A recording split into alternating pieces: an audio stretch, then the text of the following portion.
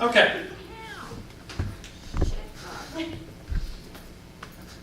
Now, has everybody got a handout with the methods of graphing? Everybody got those? I handed them out last week.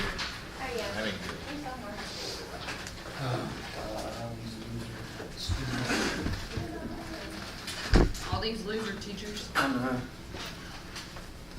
We all know whose fault it is. There you go. Anybody else didn't get one? Loser. Did anybody show up last week? I got mine. Anybody else? I saw Not some. last week, but the week before.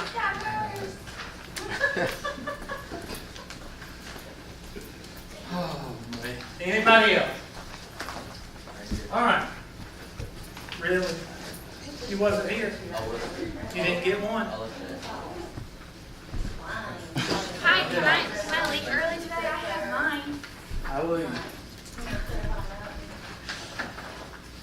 All right. First method of graphing Don't graph. is the old pre-algebra type graphing. And that's where you have a little chart that you make up, and X, one side is X, one side is Y. You plug in numbers for X and Y, and you get Y. So let's just think of Y is equal to 3X minus 2. Y is equal to 3X minus 2. Y has to be by itself. Now that's where you take your highlighter and you highlight that little cloud right there. In other words, Y has to be by itself for you to do the first method of graphing, which is called the chart plot method. Chart plot says that you draw a chart, X on one side, Y on the other, and you pick 5 points. 90% of the time, I'm going to pick these 5 points. Why am I going to pick those 5 points 90% of the time? Say again? They're the easiest. That's the number one. Okay, that's the number one reason. One is they're the easiest. What else? There's 3 or 4 reasons. That's the number one reason. Could it be in a line? Huh? Could it be in a line? Well, which way do we read? Left to right. And this is both sides of the origin from left to right. So that's number 2. That's the second reason. So if you were along the right line, along the X line, -2, huh? You know what I meant. Yep, -2 to 2. There's 4 reasons. That's 2. Give me another one. Why did I pick those numbers? I could have picked -10, -5, -0, 5, and 10. Why did I pick those numbers? They're smallest. They're the smallest numbers that you can pick. So keep it simple. What's the 4th reason? Well, I picked 5 because how many make up a line? 2 points make up a line. What if I mess up one of the points? The whole problem's wrong. Are you going to mess up 5 points? Chances are no. So the 5 points is not only to make sure that you've got the right math, but it also gets you ready for plotting nonlinear functions if you go on and take other algebra courses. So 5 points is it. Now your LADers, your lazy disorders, they don't want to do 5. Well, don't cry when you get the problem wrong. Okay? So, we take our handy dandy formula right here, 3x, and put in parentheses wherever we plug and chug.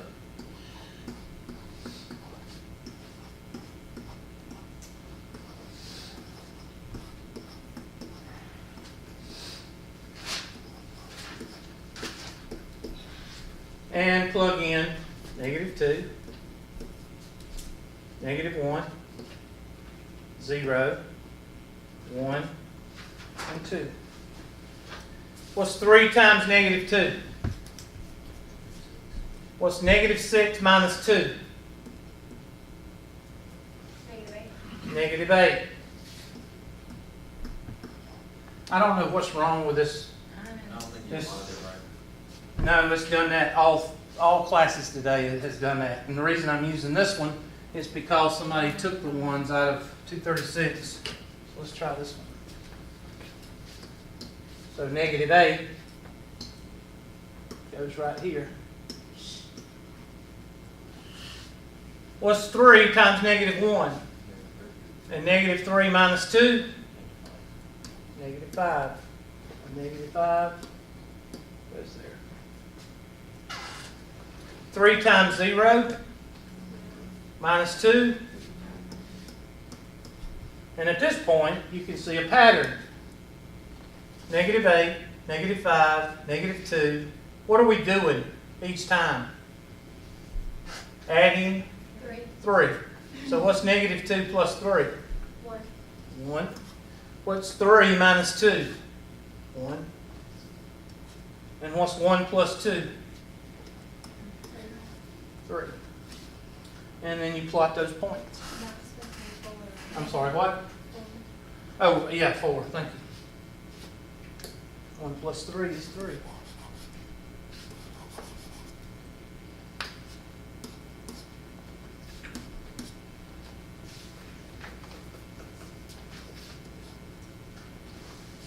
And then you plot those points.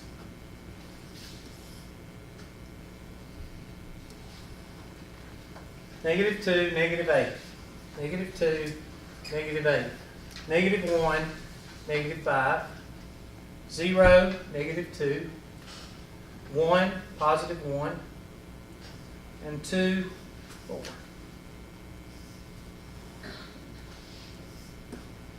That's your line.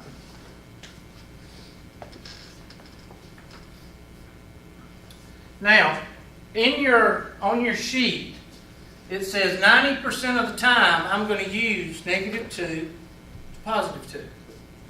Well, what about the other 10% of the time?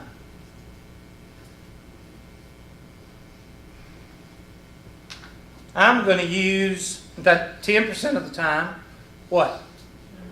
Multiples of the what? Denominator. So denominator means that there's a what in the problem? A fraction. So let's look at that. You change that to black. Yes, I thought it was black. It is black. As black as I can get it. Let me see. I think that's black.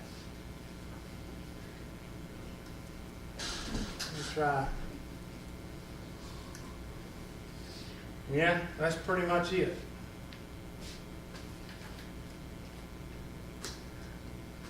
Let me make it a little bit bolder. How about that? Yeah. Let's try this. I don't know if this will work or not. I want you to take a piece of notebook paper, turn it on its side, landscape, just so that you know what that means. I want you to divide it up into however many, 10, 12, 1, 2, 3, 4. There. Divide it up into at least 10 spaces. Okay? Now at the top of each one, I'm going to put a template of a problem. I'm going to put, the first one I'm going to say, y is equal to 1/2 x plus blank. Next one, I'm going to put y is equal to 1/3 x plus blank. And I'm going to keep on going up as far as I can go. Y is equal to 1/4 x plus blank. Y is equal to 1/5 x plus blank. Y is equal to 1/6 x plus blank. And so on. Y is equal to 1/7 x plus blank. Y is equal to 1/8 x plus blank. Y is equal to 1/9 x plus blank. Y is equal to 1/10 x plus blank. Y is equal to 1/11 x plus blank. Now all of these have what in common? They all have a what in it? A fraction. And right below these, I want you to do your X and Y column.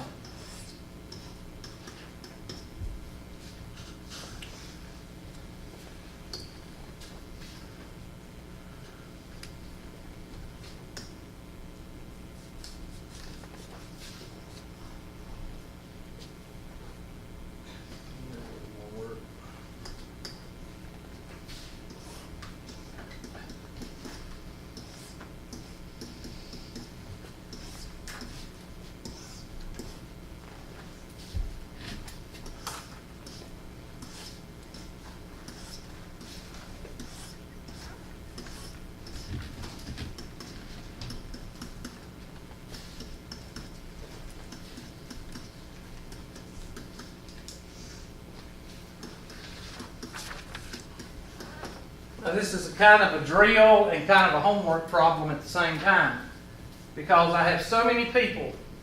I told you before that one of the reasons people cannot do algebra is because they can't do what?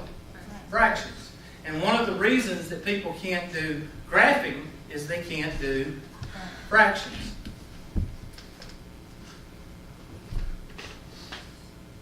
So this is a kind of a, this is what you do in case of homework problem / drill.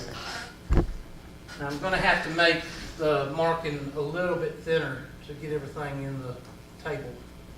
So, now remember, when I picked -2, -1, 0, 1, and 2, I read from left to right, like we've been doing all of our lives.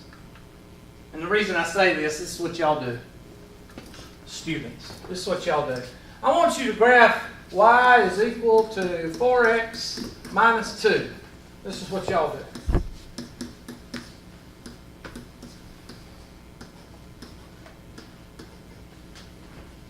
That's what y'all do. What's wrong with that? There's no system. There's no consistency. They're out of order. They're big and small. So what's the word I'm looking for this? Starts with a C. What has no organization? Clutter. Chaotic. Clutter. Yeah, chaotic. Your thinking is what? Chaotic. You're all over the place. That's another reason people can't graph. They're not systematic. They're not consistent. So, if I am consistent with my thinking of graphing, and I read from left to right, and I've been reading from left to right for 45 years, then I'm going to read from left to right with the multiples of 2. So what are they? -4, -2, 0, 2, and what? 4. Now what's the multiples of 3? -6, -3, 0, 3, and 6. Now right now there's 2 kinds of people in the classroom.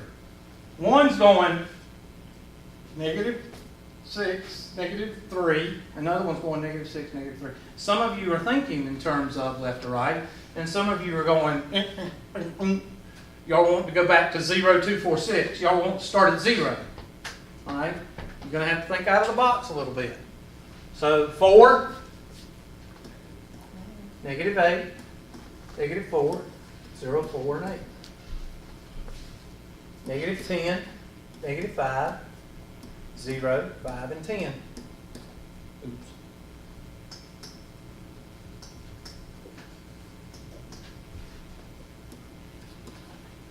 Six.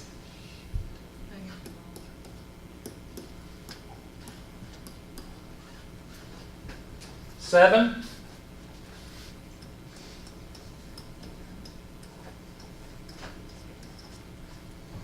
8.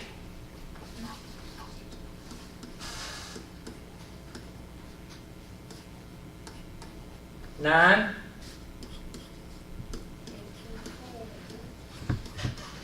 10. Wait a minute, you're supposed to have a brain bubble here. Oh, that's 2 digits. I don't know how to do it.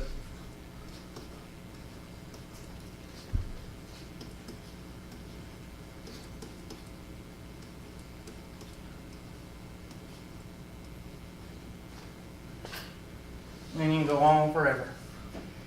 What would, if I had 3 over 22x plus 7, be negative 44, negative 22, 0, 22, and 44. Now, watch what happens when you do that.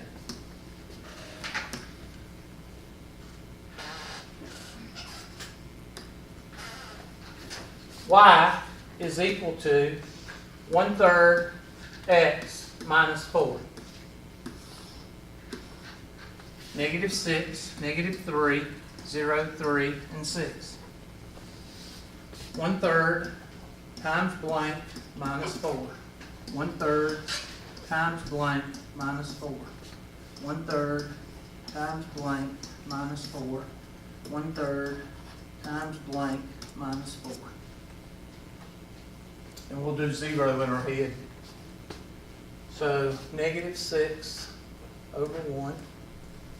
Negative 3 over 1. 3 over 1. 6 over 1.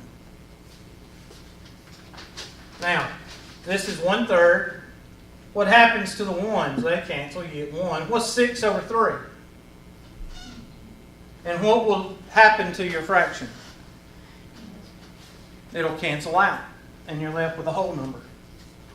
And you owe somebody $2, you owe somebody $4, what's the outcome? You owe 6.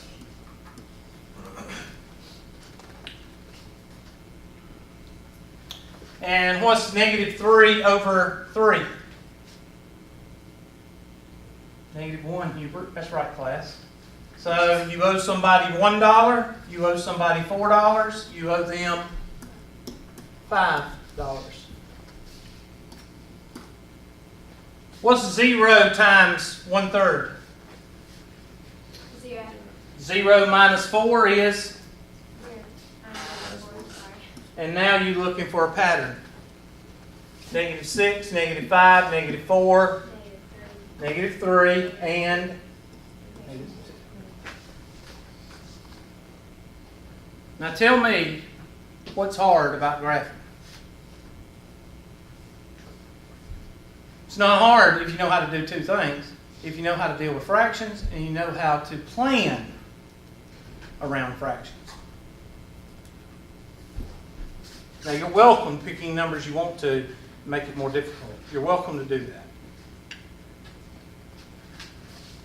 Let's try nerd. I'm going to let y'all do this one. Y is equal to negative 1/10 x plus 2. Let's try that one. And if you can't do it, just mark it down as what? Failure. You can read the problem out again. No, I've already read it one time. You wasn't listening. Y is equal to negative 1/10 x plus 2. 1/10 x plus 2. Negative 1/10 x plus 2.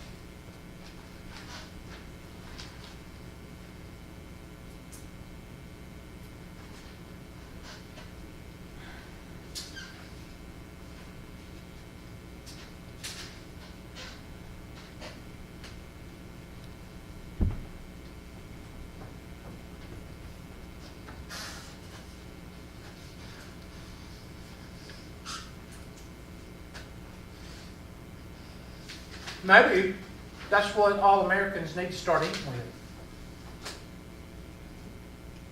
That make me very mad. No, we need to weigh all our children. I Is that like for everybody? They're making everybody do that? They're going to start, that's How, what how can they make that? the USDA right now is trying to push that. Google it. You'll see, put USDA or just type in weighing and measuring preschool or daycare, see what you come up with. Let me tell you what. Have a kid make that one market. So that it wouldn't be a waiver?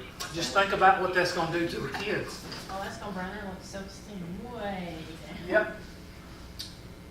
And it's going to embarrass some of them. But it doesn't matter.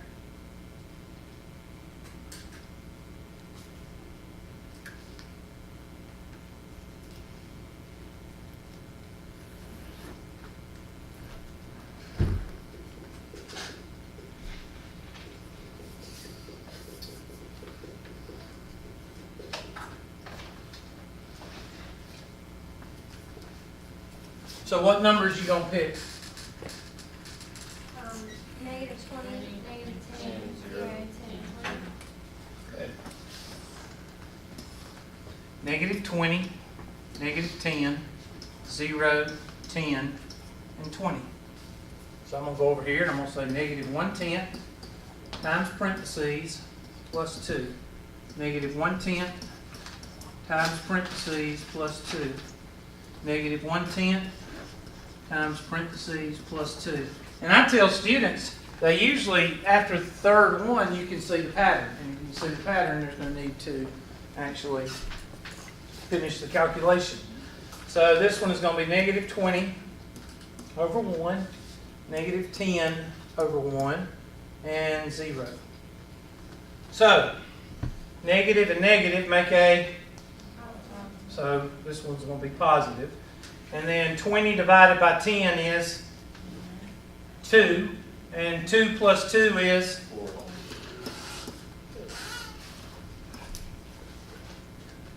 that's your X and your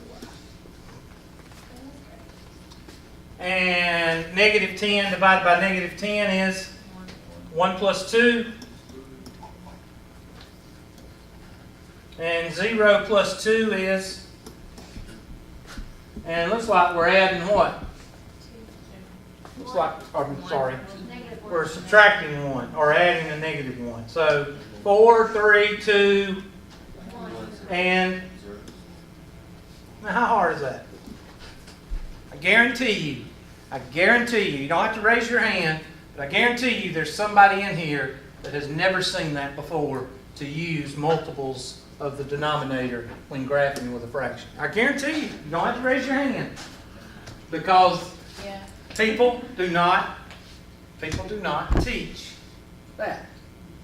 They just teach you how to plug in numbers and put them out on the calculator. I just told you to pick your own name. Yeah. But this gives you a system, it gives you consistency, and it gives you easy math.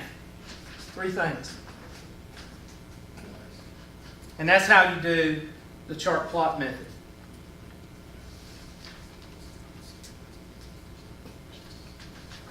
Now, what's the second method? The second method is called the intercept method.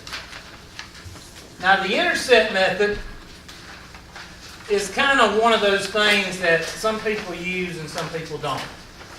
You're going to have to in this class. Now, let me go ahead and tell you this right now. In the homework, in the test, there are questions that say use the intercept. That's another thing. Back here, the chart plot method, you need to add this statement.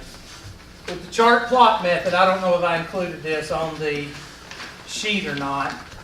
Some of the words that you're going to see in the directions, graph using points. That's what the directions will look like. It'll say graph using coordinates. And it'll say graph using ordered pairs. So that's what your directions will look like on the test or on the homework. And if it says graph using points, graph using coordinates, or graph using ordered pairs, is wanting you to do method 1, and if you try to do method 2 or method 3 with method 1, it's going to mark it wrong. And it will know how based on how you're plotting the points. Okay? So is it possible to have the same line but get the problem wrong? Yes. I don't teach method 1, 2, and 3 so you can pick which method you want. I choose to teach method 1, 2, and 3 because you don't use a hammer to clean a window. Okay? Use a squeegee to clean a window, or a towel. You don't use a hammer. You don't use a screwdriver to drive a nail. You don't use the chart plot method when X and Y are on the same side. You don't use the intercept method when Y is by itself. Okay? So, there are different times that you use different methods. And the chart plot method is best used when Y is by itself. Or the directions say one of these three things. Now, if it just says graph, then you use the method you want. So, what is the intercept method? When do you use the intercept method? You use the intercept method when Y is not by itself. And it should say that on the top of your sheet. You use it when Y is not by itself.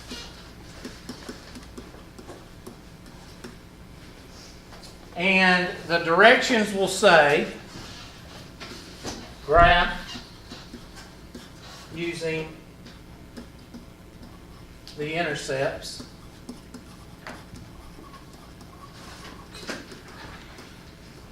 Or it will say graph using X and Y intercept. It'll say one of those two. And if it says one of those two things, then you have to use method 2.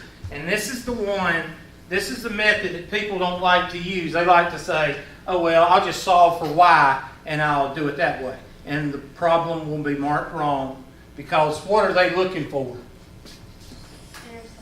They're looking for the intercepts. If you put anything in there besides the intercepts, it's going to be wrong. Okay? So don't go with that logic. Because what it's going to end up doing, the intercept method, can anybody tell me out of all three methods, what is the intercept method? It's the fastest. In other words, it's the one that you can do by just looking at the problem.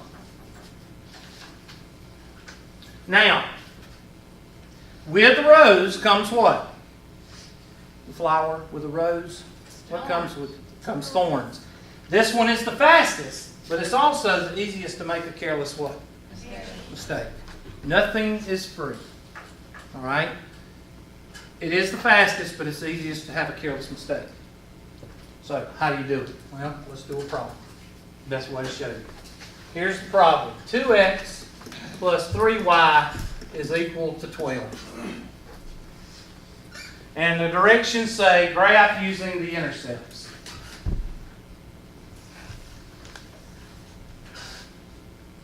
First thing you do is you draw a big table. Here's the table.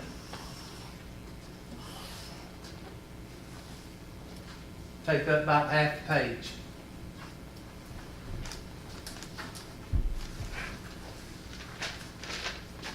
Now, on the top of the left-hand side, you're going to put X intercept. And put a set of, let me show you, what you see it on your page. X intercept. And 0 is Y.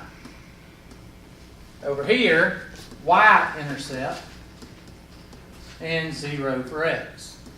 Is that true 100% of the time? Yes. And that's what you need to learn out of this section, is that whenever, and I'm going to put this in green, highlight, whenever you want the y-intercept, I don't care if it's in math, in science, in trig, in calculus, in economics, in business, anytime you have a graph with a y or an x-axis, if you want to know where your graph is crossing the y-axis, you plug in 0 for what? X. Okay. Anytime you want to find where your, I think I said y-axis over here. Anytime you want to find out where your line is crossing the x-axis, you plug in 0 for y. And that is true not only in any kind of subject, but it's also true if you have an x and a y-axis. I don't care if it's economics.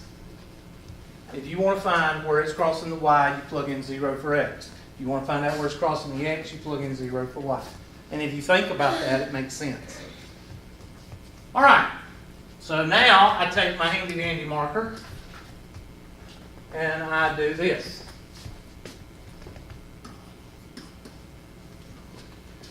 Sorry.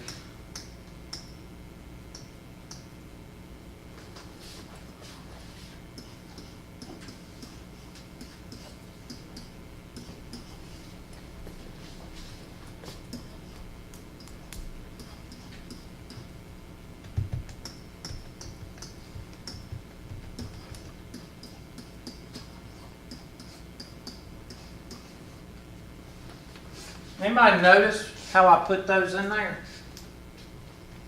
Anybody notice how I wrote those equations in there? The same. Huh? They're the same. They're the same, but do you notice where I put them? What do you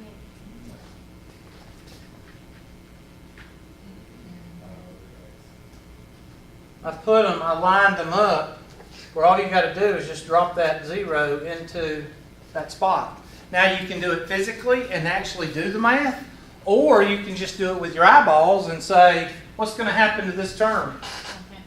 It's going to cancel out, and the next equation is 2x is equal to what? 12.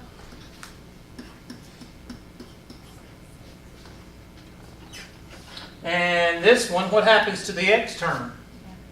And you get 3y is equal to what? And now you can just eyeball it. Yes? So what you're saying is like if we did that for every single problem that was like this, I'm not saying every single problem, but the one that you need to If it said graph using the x-intercepts. Okay. It's always going to go like that. Yes, always. It's always going to result with like 2x equals 12 or, well, not 2, but you know. Yeah, what I'm it's saying. always going to end up with x, and you take that x, and what do you do with it? Put it right there. There you go. So easy. Huh? And divide by 3. Y is equal to what? And that 4. That's why everybody wants to use it. It is.